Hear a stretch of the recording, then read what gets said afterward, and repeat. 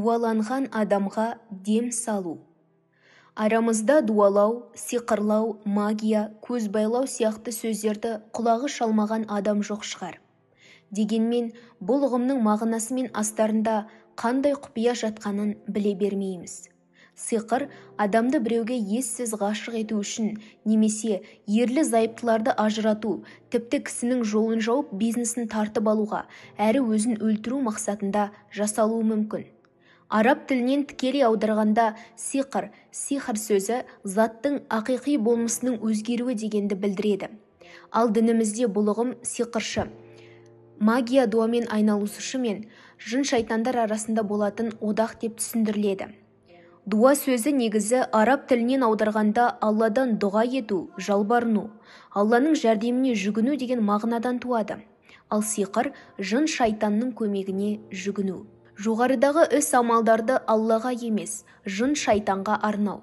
Бірақ өкінішке орай дуа сөзі қазіргі қоғамда дұға сөзінің антонимі, ал сиқыр адамның көзін байлау мағынасын беретін сөз ретінде қолданысқа еніп кетті. Сиқыр мына екі көріністе жүзеге асады.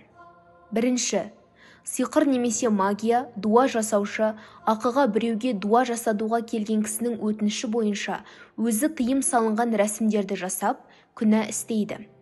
Көп жағдайда Аллаға серік қосып, күнәнің ең ауырына бас ұрады. Сиқыр жасатуға келген адамға да күнә істетеді. Екінші, осыдан кейін шайтан оның талаптарын орындау жолында қызмет етеді. Себебі Аллах Тағала Құрани Кәрімде келтіргендей, шайтанның негізгі мақсаты адамды тозаққа алып кету. Сиқыршы имансыз болған сайын, жындардан болған шайтан оның айтқандарын бұлжытпай орындайды. Сондай-ақ, магиямен айналысушы тәуіптің сиқырының күші, оның имансыздығы тереңдеген сайын арта түседі. Сиқыршы егер істеп жүрген ауыр күнәсін тоқтатса, олар да бағынудан бас тартады. Сиқыршының жүзіне үңілген адам оның өте ұсқынсыз әрі нұрсыз екенін аңғарады. Ол жарымен, балаларымен қатынаста бақытсыз, жалғыз қалғанда тыныштық таба алмайды, дұрыс ұйықтай алмайды, қорқынышты түстер көріп оянады. Өйткені аса ұлы Раббымыз, ал кім менің еске салуымнан, Құраннан теріс бұрылса, оған тар өмір болады деп ескерткен. Таха сүресі 124 аят. Пайғамбарды саллаллаху алейхи уассалям ол кісінің шашына түйін жасап сиқырлаған. Айша анамыз радиаллаху анха айтады. Бір күні Любейт ибн әл-Асам есімді Бану Зурайық тайпасының адамы Алла елшісіне оған Алланың игілігі мен сәлемі болсын сиқыр жасайды. Нәтижесінде пайғамбарға істеп қойған істері істемегендей болып көріне бастайды. Бір күні күндіз немесе кешке менің жанымда болған кезінде ол Аллаға қатты дұға жасады. Содан кейін, «Уа Айша, Алланың өзім сұраған ілімді маған дарытқанын байқадың ба? Маған екі ер кісі келді. Бірі бас жағыма, екіншісі аяқ жағыма отырды. Бірі екіншісінен бұл адам неге қиналып жүр деп сұрады. Әлгі ол сиқырланған деп жауап берді. Тағы да оны кім сиқырлады деп сұралды. Екіншісі Любейт ибн әл-Асам деді. Біріншісі сиқыр ненің ішінде деп сұрап еді. Одан кейінгісі кепкен пальма жапырақтарына оралған тарақта деп жауап қатты. Сонда олар қайда? Заруан құдығында. Алла елшісі оған Алланың игілігі мен сәлемі болсын бірнеше сахабалармен сонда аттанды. Келгеннен кейін, «Уа Айша, оның суы қына тұнбасындай, ал пальма бояуы шайтанның бастары секілді болды» деді. Мен, «Я Алланың елшісі, сен оны қуып жібермейсің бе?» дедім. Ол болса, «Алла маған амандық нәсіп етті, және мен оны адамдарға қатысты зұлымдыққа айналдырғым келмейді» деді. Кейде сиқырды көміп тастауға бұйрық берді. Яхудилер өздерінің араларындағы ең үздік деген сиқыршы Любейт ибн әл-Асаммен келісім шартқа отырып, Мұхаммед пайғамбарға оған Алланың игілігі мен сәлемі болсын сиқыр жасағаны үшін 3 динар төлейді. Ол Алла елшісінің оған Алланың игілігі мен сәлемі болсын үйіне келіп жүретін күн қыз әкелген шаш қалдықтары бар тараққа сиқыр жасайды. Сөйтіп сиқыр күшейе түсу үшін оны кепкен пальма жапырағына орап, Заруан құдығындағы тас астына көміп тастайды. Еврейлер бұл жолы сиқырдың ең қауіпті түрін нысана қалды. Мақсаттары пайғамбарды оған Алланың игілігі мен сәлемі болсын өлтіру еді. Алайда Алла оны айладан қорғап сиқырды әлсіретті. Алла елшісі оған Алланың игілігі мен сәлемі болсын 40 күн бойы ауырды. Ауырған күндерінің санына байланысты бірнеше нұсқа бар. Тіпті әйелдерінің бірімен жақындаспақ болғанда қауқарсыз болып қалды.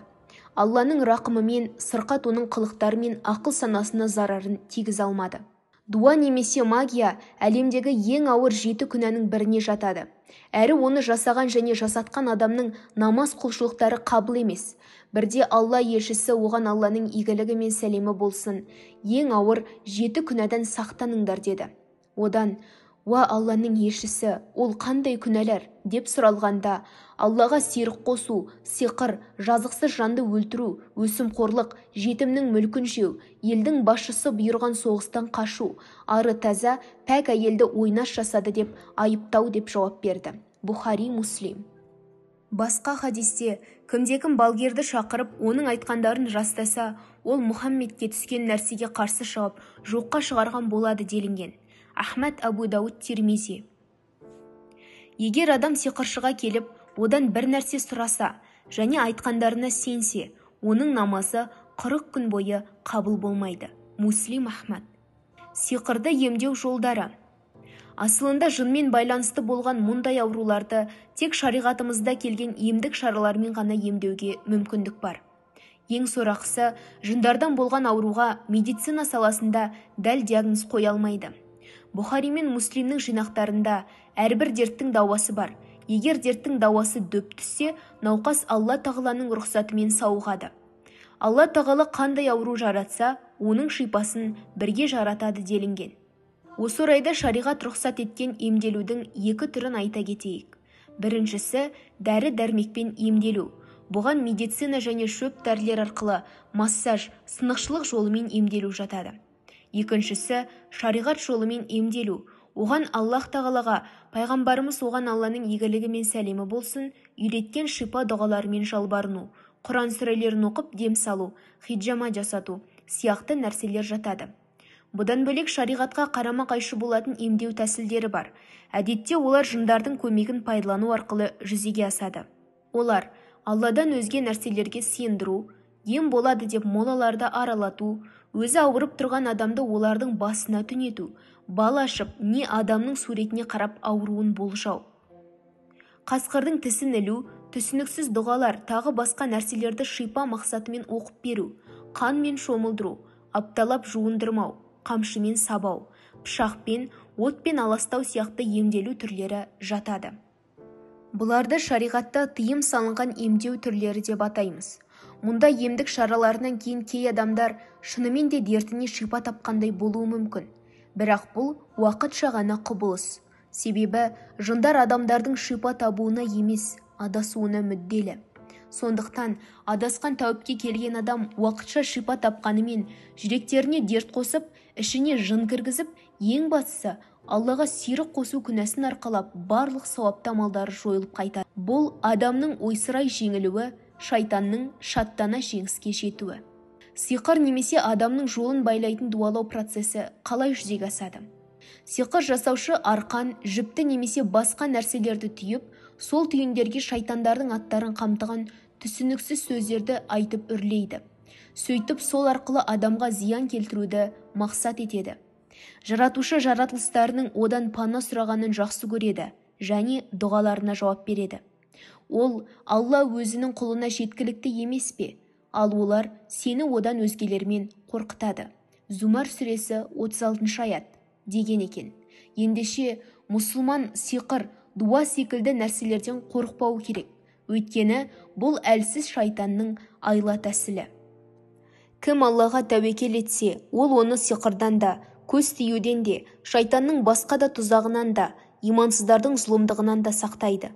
Пенде де өз тарапынан Алланың алдындағы міндеттерін орындап, намазына бекем, оразасына тиянақты, садақада жомарт, ізгі істерде озық, мал-мүлікте, балада көмектеспейтін, ақыретке деген қорқынышы басым болуы тиіс. Ал Аллаға бойын сынбағанды шайтан өзіне оп-оңай құл ете алмақ. Мұндай жағдайда кейде Алла бекіткен парыздарды орындап жүргенімен, Алланы көп еске алмайтын, құлшылығына ырдағатсыз мұсылманның басына да түсуі мүмкін. Ендеше төмендегі шайтанның әрекеттерін, сиқыршыдан қорғанудың жолдарын әрбір жан білуі тиіс. Бірінші, Алланың есімін айтып, үнемі шайтаннан пана тілеп жүру. Жын адам денесіне, адам қатты ашуға берілген кезінде, тым қатты сасқалақтағанда, қатты қорыққанда, қатты қуанғанда, пенде Алланы ұмытқанда кіріп жатады. Мұндай қалыпқа түскенде бірден ауызға Алланың есімін алып, дұға жинақтарында келетін зікір, Алланы еске салу сөздерін айтуы тиіс. Өйткені жындар Алланың есімі еске алынғанда қысылып қалады. Бұл сәт олардың өмір үшін ең қауіпті саналады. Адам есінегенде міндетті түрде қолы мен аузын жабуы тиіс. Себебі шайтан адам денесіне ауыз арқылы енеді. Бұл туралы хадисте, егер кімде-кім намаз уақытында есінесе, мүмкін болғанша аузын қалқаласын. Әйтпегенде ауыз арқылы шайтан кіріп кетуі мүмкін делінген. Муслим. Екінші, тазалықтан шайтан шошиды. Мұсылман үнемі таза жүргенді, дәрет алуды әдетке айналдырғаны дұрыс. Мұндайда оны періштелер қорғайды. Ибн Аббас, Алла оған разы болсын, Алла елшісінің оған Алланың игілігі мен сәлемі болсын, былай дегенін жеткізеді. Тәндеріңді тазалаңдар, сонда Алла сендерді тазалайды. Расында құл дәрет алып ұйықтаса, оның жейдесіне періште түнейді. Және түнде оның, «Я Алла, бұл құлыңды кешір, өйткені ол тазаланған күйде ұйықтады» демеген бірде-бір сағаты болмайды. Табарани. Үшінші, таңертең құрма жеу. Мүмкіндігінше таңертең аш қарынға 7 әжуа құрмасын жеген дұрыс. Ғалымдар егер әжуа құрмасын табу қиын болса, кез келген Мәдина қаласының құрмасымен алмастыруға болатындығын айтады. Себебі хадисте кім таңда 7 сығымдалған әжуа құрмасын жесе, оған күні бойы уда, сиқырда зиянын тигізе алмайды делінген. Бұхари. Төртінші, намазға ыждағаттылық таныту. Мұсылман таң намазын қалдырмай оқуы тиіс. Ибн Масғұд, оған Алла разы болсын, айтады. Пайғамбардың оған Алланың игілігі мен сәлемі болсын, көзінше бір адам туралы.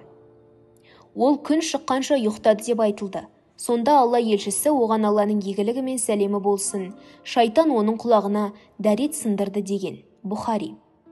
Сондай-ақ түнгі намаздың рақатын сезініп, жамбасын жылы төсектен көтеруді әдетіне айналдырған адам үлкен жетістікке жетеді.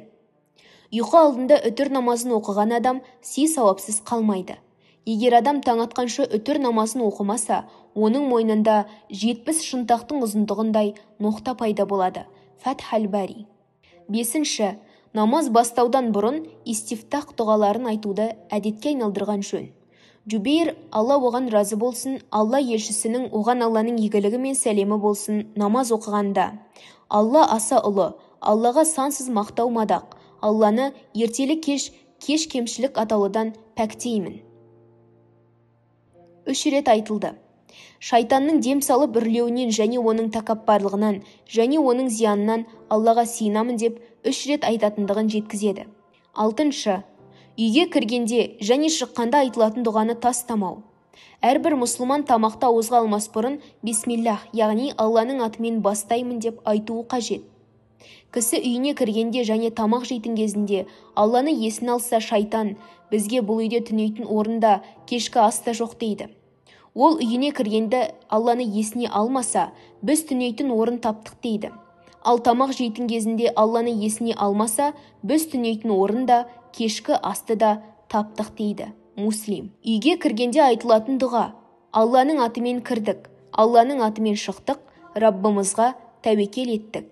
Үйден шыққанда айтылатын дұға: Алланың атымен Аллаға тәуекел еттім, Алланың күш қуатынан асқан ешқандай күш қуат жоқ. Пайғамбарымыз оған Алланың игілігі мен сәлемі болсын, кімде-кім осы дұғаны айтса, оған: сен тура жолдасың, құтылдың, әрі қорғаулысың деп айтылады. Сол кезде шайтан ол адамнан қашады да басқа шайтанға барып: сен тура жолдағы құтылған әрі қорғалған адамға не істей аласың деп айтады деген. Осы хадистегі құтылды деген сөз туралы ғалымдар, ол адам осы дүниеде де, ақыретте де уайым салатын нәрсенің барлығынан құтылады деген. Әбу Дауд. 7. Баланы барлық жамандық атаулыдан сақтайтын дұға. Бұл дұғаны дем салудан кейін бала сыртқа шығарда, қонаққа барғанда, кез келген уақытта жамандықтан Алладан пана сұрау үшін оқыңыз. Әрбір шайтаннан және улы жәндіктерден, сондай-ақ әрбір сұқ көзден Алланың кәміл сөздерімен пана сұраймын. Бұхари. 8. Құрандағы соңғы 3 сүреге бекем болу. Абу Хабис, оған Алла разы болсын, пайғамбардың оған Алланың сәлемі мен игілігі болсын, былай дегенін жеткізеді. Уа Абу Хабис, мен саған Алладан қорған іздеген адамның айтатын ең жақсы сөзін хабарлайын ба? Ол, я Алла елшісі. Ол, айт, таңның Раббысына, иесіне сиынып қорғауын тілеймін. Фәлақ сүресі 1 аят. Және айт, адамдардың Раббысына, иесіне сиынып қорғауын тілеймін. Нәс сүресі 1 аят. Осы 2 сүре Алладан пана тілеушілерге деді. Нәсаи. Абу Сағид әл-Худри, Алла оған разы болсын, пайғамбардың адамдар мен жындардың кесірінен Аллаға сиынатын, кейіннен Аллаға сиынып қорғау тілейтін сүрелер түсіріледі де, ол қалған дұғаларды қалдырып, осы сүрелерді айтатын болғанын жеткізеді. Тирмизиден жеткен басқа хадисте, осы үшеуін таңертең және кешке оқу барлық нәрседен құтылу үшін жеткілікті делінген. 9. Таңғы кешкі зікірлерді тастамау. Мәселен, таңда және кешке айтылатын мына 2 дұғаның мағынасына назар аударсаңыз, расында дұғаның мұсылманның үлкен қорғаны екендігіне көз жеткізесіз. Алланың атымен, оның есімімен көктер мен жерде ешбір нәрсе зиян тигізе алмайды. Өйткені ол толық естуші, аса білуші. Алла елшісі, оған Алланың игілігі мен сәлемі болсын, осы дұғаны кешке 3 рет айтса, таңға дейін еш жамандық орнамайды. Кім оны таңертең айтса, кешке дейін еш жамандық орнамайды деген. Тирмизи. Алланың кемел сөздерімен оның жаратқан мақұлықтардың кесірінен оған сиынамын. Бұл сөздерді кешке 3 рет айту керек. Муслимнің жинағында бір адамның пайғамбарға, оған Алланың игілігі мен сәлемі болсын, келіп: Уа Алла елшісі, сен кеше мен сары шаян шаққанда қандай қиындық көргенімді білсең ғой дегендік айтылады. Сонда ол, егер сен түнде жатарда Алланың кемел сөздерімен оның жаратқан мақұлықтарының кесірінен оған сиынамын деп айтқаныңда, саған зиян тимейтін еді, деген екен. Сөз соңында сырқаттанған, сиқырланған, не көз тиген адамдарға оқылатын шипа аяттарын рухия назарларыңызға ұсынамыз. Қашқанның да, қуғанның да, әлсіздің де, күштінің де, зұлымның да, ізгінің де Раббысы болған, барлық нәрсеге күш құдіреті жетуші Алла тағаладан пана сұраймыз. Өйткені ол қаламаса күллі әлем жиылып келсе де, бізге ешкім зиян тигізе алмайды. Ал егер ол бізді бір жамандыққа ұрындырса, оны одан өзге ешкім кетіре алмайды. Мейірімді жаратушы тілі зікірден құрғамайтын, иманы мығым, тәуекелі тастай құлдардың қатарынан болуымызды нәсіп етсін. Әмин. Лайк басып, арнама тіркеліп, қоңыраушаны баса кетіңіз. Келесі видеода кездескенше, ассаляму алейкум ва рахматуллахи ва баракатух.